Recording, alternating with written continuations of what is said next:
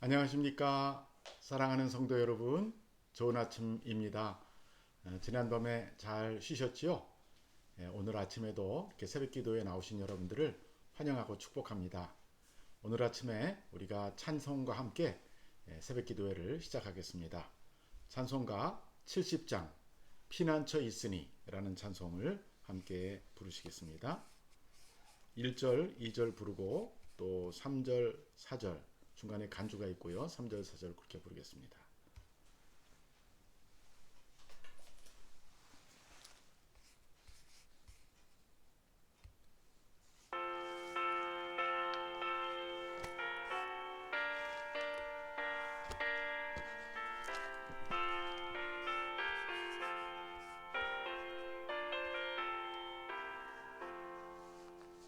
피난처 있으니 환난을 당한 자 이리 오라. 땅들이 변하고 물결이 일어나 산 위에 넘치되 두렵지 않네. 이방이 떠들고 나라들 모여서 진동하나 우리 주 목소리 한번 발하시면 천하의 모든 것 망하겠네.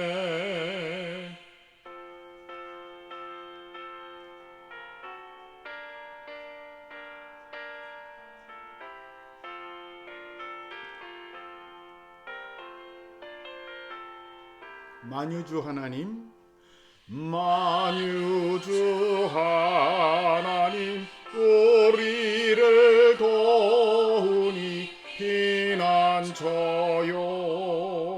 세상의 난리를 그치게 하시니 세상의 장검이 쓸데없네.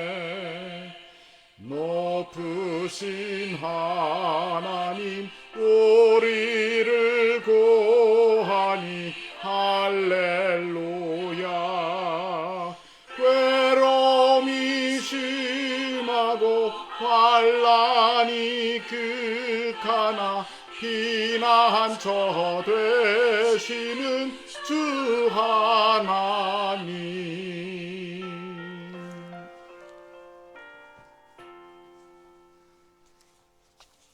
아멘. 우리 잠깐 기도하겠습니다. 하나님 아버지, 지난밤에도 저희들을 잘 쉬게 해주시고 오늘 아침에도 건강한 몸으로 일어나 하루를 주님의 말씀과 찬송으로 또 주님과의 교제로 시작할 수 있도록 우리를 불러주시고 깨워주셔서 감사합니다. 오늘 우리가 하나님의 말씀을 대할 때 우리의 어두워진 눈과 우리의 둔해진 귀를 열어주셔서 하나님의 음성을 듣게 하시고 주님의 분명한 뜻, 우리를 향한 주님의 선하신 계획을 깨닫는 시간 되게 해 주시옵소서. 예수 그리스도의 이름으로 기도합니다. 아멘. 자, 이제 오늘 우리에게 주시는 말씀, 우리가 묵상할 말씀은 구약 성경 예레미야 50장 41절에서 53절입니다. 예레미야 50장 41절부터 53절을 제가 봉독하겠습니다. 슬프다, 세상이 함락되었도다. 온 세상에 칭찬받는 성읍이 빼앗겼도다. 슬프다, 바벨론이 나라들 가운데에 황폐하였도다. 바다가 바벨론에 넘침이여 그 노도 소리가 그 땅을 뒤엎었도다. 그 성읍들은 황폐하여 마른 땅과 사막과 사람이 살지 않는 땅이 되었으니 그리로 지나가는 사람이 없도다. 내가 배를 바벨론에서 벌하고 그가 삼킨 것을 그의 입에서 끌어내리니 민족들이 다시는 그리로 몰려가지 아니하겠고 바벨론 성벽은 무너졌도다. 나의 백성아, 너희는 그 중에서 나와 각기 여호와의 진노를 피하라.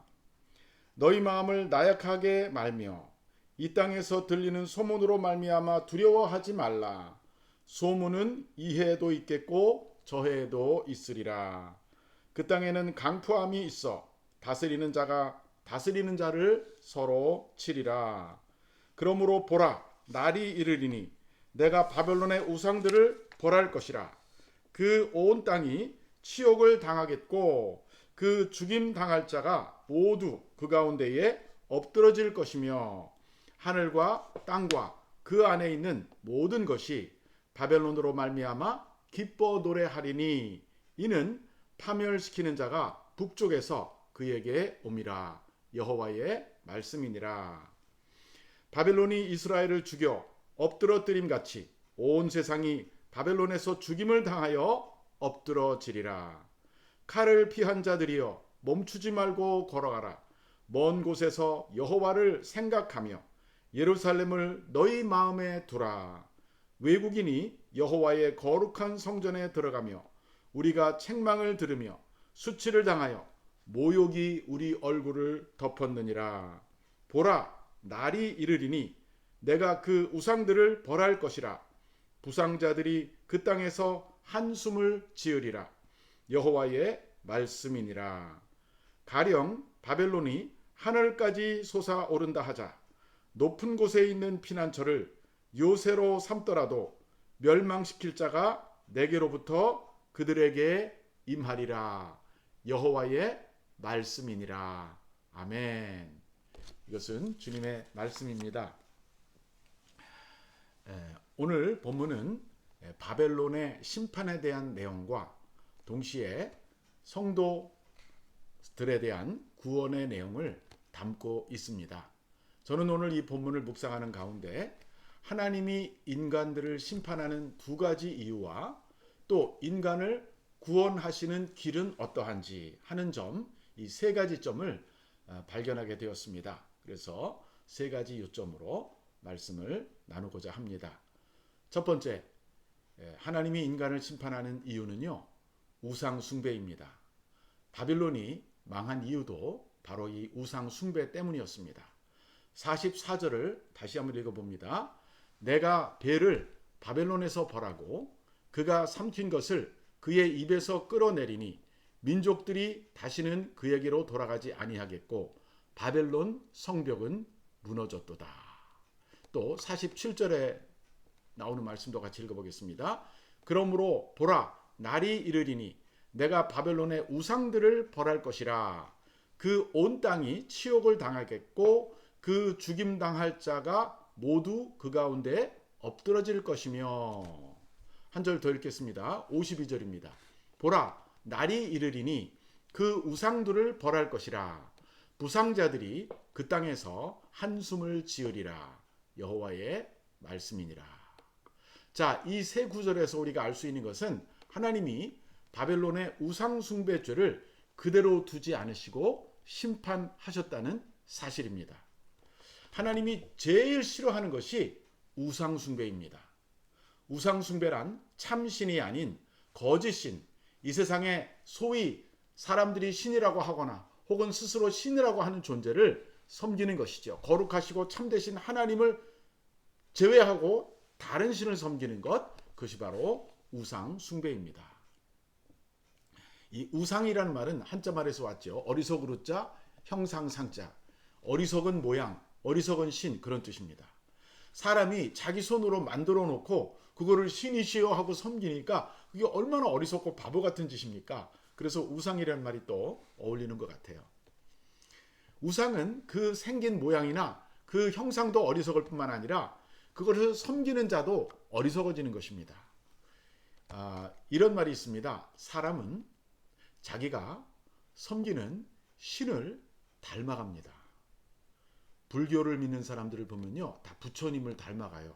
부처가 집을 떠나서 설산에서 수행했지 않습니까? 그래서 불교도들은 저 산에 가서 신심이 깊을수록 세상을 떠나고 속세를 떠나고 세상 속으로 들어오지 않고 산 속으로 들어가 버립니다. 그죠?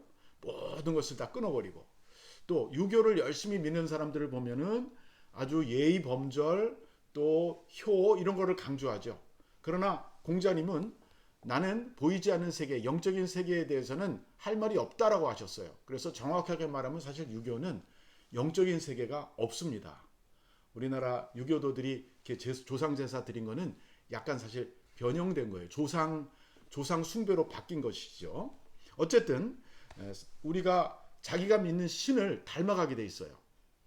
그거를 우리에게 적용하면 우리는 하나님을 섬기지 않습니까? 그러니까 예수 믿는 사람들은 하나님을 섬기고 예수님을 믿는 사람들은 예수님을 닮아가게 돼 있어요. 하나님의 형상을 닮아가게 돼 있어요. 성령님의 성품을 닮아가게 돼 있어요. 예. 그래서 우리가 인간이 제대로 되려면요, 바른 신을 섬겨야 돼요. 참 신을 만나야 돼요. 그분이 누구십니까? 바로 하나님이십니다. 오늘날 우리는 어떤 형상이나 눈에 보이는 그러한 신을 섬기지 않는다 할지라도 우리 마음에 하나님보다 더 높은 것, 하나님보다 더 중요한 것, 하나님보다 더 나를 컨트롤하는 것이 있다면 그게 우리의 우상입니다. 그래서 어떤 사람은 탐심이 많아요. 막 물질에 대한 욕심, 명예에 대한 욕심, 쾌락에 대한 욕심, 이런 것들이 많아요. 그래서 그게 탐심은 곧 우상 숭배니라 성경에 그런 말이 나옵니다. 또 예수님께서는 산상수훈에서 너희가 하나님과 재물을 겸하여 섬길 수 없다 그러셨어요. 예수님이 친히 말씀하신 유일한 하나님의 라이벌이 있어요. 라이벌이 될 만한 해서 라이벌이 아니라 인간의 마음속에 하나님보다 하나님을 빼앗아갈 수 있는, 하나님의 자리를 빼앗아갈 수 있기 때문에 라이벌이 된 거예요. 그게 바로 맴몬, 즉 물질인 것입니다. 그래서 우리는 물질을 숭배하기 쉬운 경향을 갖고 있습니다. 특히 자본주의가 더 심하죠. 그래서 우리가 물질에 대한 성경적인 바른 태도를 가져야 돼요. 그건 뭡니까? 하나님을 섬기고 물질은 하나님이 주신 것을 관리해서 물질은 하나님을 섬기는 도구로 사용해야 된다. 이것이 바로 올바른 물질관입니다. 물질을 우상으로 만들지 않은 비결이에요. 우리가 사실 주일마다 11조와 주일헌금과 감사헌금 이런 걸 드리는 거는요, 사실 우리의 물질의 우상을 깨트리고 하나님 위에 쳐서 복종하는 행위예요. 그래서 헌금은 굉장히 중요한 예배 행위인 것입니다. 여러분들의 물질이 여러분의 신이 아니라 하나님을 섬기는 도구가 될 수 있기를 주의 이름으로 축원합니다. 두 번째, 오늘 본문에서 우리는 하나님이 인간을 벌하시거나 심판하실 때 첫 번째 이유는 우상 숭배고요. 두 번째 이유는 교만 때문입니다. 교만. 이 교만이 아주 하나님이 세상을 심판하고 하나님이 사람들을 벌하시는 중요한 이유인 것이죠. 오늘 바벨론도 교만 때문에 망한 것입니다. 41절과 53절 두 구절을 읽어보겠습니다. 먼저 41절. 슬프다 새삭이 함락되었도다. 이 새삭은 바벨론의 다른 이름입니다. 온 세상에 칭찬받는 성읍이여 성읍이 빼앗겼도다. 슬프다 바벨론이 나라들 가운데 황폐하였도다. 또 53절입니다. 가령 바벨론이 하늘까지 솟아오른다 하자. 높은 곳에 있는 피난처를 요새로 삼더라도 멸망시킬 자가 내게로부터 그들에게 임하리라. 여호와의 말씀이니라. 자, 여기 41절이 첫 절이고요. 53절은 마지막 절인데 첫 절에 보면 슬프다 새삭이 함락되었도다. 이런 그 애통하는 그러한 표현이 나오죠. 이 새삭은 바벨론을 암호로 부를 때가 새삭이 된다고 그래요. 그러니까 사실 바벨론의 다른 이름이고 바로 그 41절 뒤에 가보면 슬프다 바벨론이 나라 가운데 황폐하다 이렇게 또 바벨론이 직접적으로 나옵니다. 그래서 앞에는 새삭이라는 말을 쓰고 뒤에는 바벨론이라는 말을 썼지만 사실은 이건 다 바벨론에 관한 구절이라는 뜻이죠. 그 1절 그 새삭이 함락되었도다라는 바로 뒤에 온 세상에 칭찬받는 성읍이라고 나옵니다. 그러니까 이게 바벨론을 말하는 거예요. 바벨론이라는 그 나라가 온 세상에서 칭찬을 받았다는 거예요. 온 세상에서 높아졌다는 뜻입니다. 온 세상 사람들이 야 바벨론 정말 대단하구나 라고 했다는 것입니다. 그러니까 이 바벨론이 우쭐해질 수밖에 없었던 것이죠. 하나님이 그들을 도구로 사용하려고 힘을 줬는데 자기가 잘해서 생긴 줄 알고 우쭐해진 것입니다. 여러분 우리가 다른 사람들이 우리를 칭찬할 때 조심해야 돼요. 사실 사람들은 다 칭찬받기를 원해요. 칭찬은 고래도 춤추게 한다 그런 책도 있잖아요. 그죠? 칭찬을 싫어하는 사람은 없어요. 근데 칭찬을 적절하게 듣고 용기를 얻고 마음에 힘을 얻는 것은 좋은데 거기다가 나를 걸어버리게 되면요, 그거는 가짜 칭찬이나 이거나 아첨이 될 수도 있고 또 우리를 패망하게 할 수도 있어요. 그래서 항상 우리의 마음은 낮은 곳에 두는 것이 좋습니다. 이 사도행전 12장에 가보면요, 사람들의 칭찬을 듣다가 우쭐해져서 죽은 사람이 나와요. 누구냐면 바로 그 당시에 예루살렘에 그 다스리던 헤롯이라는 왕이에요. 헤롯 왕. 이 사람이 그 유대인들을 기쁘게 하려고 이 예수님의 제자 중에 야고보라는 사람을 처형시킵니다. 야고보는 바로 요한의 형제였어요. 그래서 12제자 중에 제일 먼저 순교한 사람이 야고보입니다. 예. 세베대의 아들 야고보. 그가 그를 처형하니까 유대인들이 막 박수를 치니까 헤롯이 유대인들이 좋아하는구나. 여러분, 요즘에 정치가들의 문제가 뭡니까? 파퓰리즘이에요. 파퓰리즘. 파퓰리스트라고 들어보셨죠? 그러니까 인기가 있는 쪽으로 나가는 거예요. 옳은 방향으로 나가야 되는데 백성들이 박수치는 쪽으로 나가는데 때로는 백성들이 어리석어서 자기한테 유익한 쪽으로만 박수를 칠 수가 있거든요. 헤롯이 지금 그렇게 백성들을 기쁘게 하고 백성들이 좋아하니까 이제는 또 다른 제자를 죽이려고 베드로를 덜컥 체포했는데 하나님께서 베드로는 아직 사명이 안 끝났다고 그날 밤에 천사를 보내서 기적적으로 구출해 주십니다. 자, 얼마 후에 이 헤롯이라는 사람이 마음이 막 우쭐해져서 왕복을 딱 차려입고 날을 정해서 사람들 앞에서 연설을 했어요. 근데 그 사도행전에 보면 사람들이 이렇게 감탄합니다. 와, 이것은 신의 소리다. 이것은 사람이 아니라 신이 내린 것이다. 그러니까 헤롯이 연설을 하는데 헤롯을 신이라고 지금 사람들이 말하니까 헤롯이 막 너무 좋아서 막 우쭐하는 순간 성경에 보면 하나님의 사자가 쳐서 충이 먹어 죽은지라 벌레가 먹어 죽은지라 그렇게 됐어요. 그러니까 하나님이 헤롯을 그냥 천사를 보내서 죽이신 것입니다. 왜? 헤롯이 너무나 교만해졌기 때문에. 자, 이런 걸 보면요, 우리가 참 칭찬받고 높아지고 다른 사람이 나를 인정한다고 할 때 더 마음을 낮춰야 된다는 것을 알 수 있어요. 바벨론도 그 당시에 강대국이 돼서 가는 데마다 막 그냥 승승장구하고 그 정말 세상 꼭대기까지 올라갔었거든요. 근데 53절에 보니까 이런 말이 나와요. 가령 바벨론이 하늘까지 솟아오른다 하자 높은 곳에 있는 피난처를 요새로 삼더라도 멸망시킬 자가 내게로부터 그들에게 임할 것이다 그랬어요. 자, 그러니까 이 바벨론이 하늘까지 솟아오른다 하자 사실 솟아올랐었거든요. 예. 높은 곳에 있는 피난처를 요새로 삼았다는 것은요, 이 바벨론의 그 성벽이 너무 높아서 감히 어떤 나라도 바벨론을 넘볼 수 없을 정도로 난공불락의 성을 갖고 있었어요. 벽을 갖고 있었어요. 근데 그것이 그냥 무너져 버리죠. 하나님이 치시니까 그냥 무너져 버리는 거예요. 예. 그래서 이 바벨론의 멸망을 보면서 우리가 배우는 교훈은 교만은 망하는 것이다. 교만은 패망의 선봉이다. 이런 말 잠언에도 나오는 거 기억하십시다. 세 번째입니다. 자, 오늘 본문에 나오는 세 번째 요점은요. 자, 그렇다면 이 우상 숭배와 교만이 우리가 하나님 앞에서 심판을 받고 망하는 길인데 우리가 다시 살아나려면 어떻게 해야 되나? 사실 이스라엘은 택한 백성이었는데도 우상 숭배 때문에 망했거든요.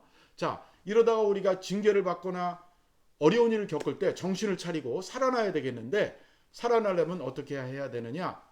두 가지예요. 첫째는 여호와 하나님을 생각하는 것과 그리고 그의 성전을 우리 마음에 두는 거예요. 이 성전을 마음에 둔다는 것은 예배 가운데 예배를 사모하고 성전은 곧 예배하는 장소지 않습니까? 하나님과의 만남을 사모하라 그런 뜻이죠. 오늘 본문 45절, 46절 그리고 50절 세 절을 한번 읽어보겠습니다. 45절부터 나의 백성아 너희는 그 중에서 나와 각기 여호와의 진노를 피하라 그랬습니다. 46절 너희 마음을 나약하게 말며 이 땅에서 들리는 소문으로 말미암아 두려워하지 말라. 마음을 나약하게 하지 말라 그랬습니다. 50절 칼을 피한 자들이여 멈추지 말고 걸어가라. 먼 곳에서 여호와를 생각하며 예루살렘에 너희 마음을 두라. 자, 이것은 뭐냐면 바벨론이 멸망할 때 그 멸망하는 바벨론에 머물지 말고 거기서 피해 나오라는 것입니다. 유다 사람들한테. 그리고 아직은 유다로부터 바벨론이 거리가 많이 떨어졌으니까 비록 성전이 멀리 있을지라도 먼 곳에서 여호와를 생각하라는 거예요. 그러니까 하나님을 마음에 두라는 것입니다. 그리고 예루살렘을 마음에 두라라고 50절에서 말하고 있어요. 이것은 무엇을 나타내는 것입니까? 우상 숭배하는 나라 바벨론에서 빨리 뛰쳐나오라는 것이죠. 이 말은 우상 숭배하는 삶에서 피해야 된다는 뜻입니다.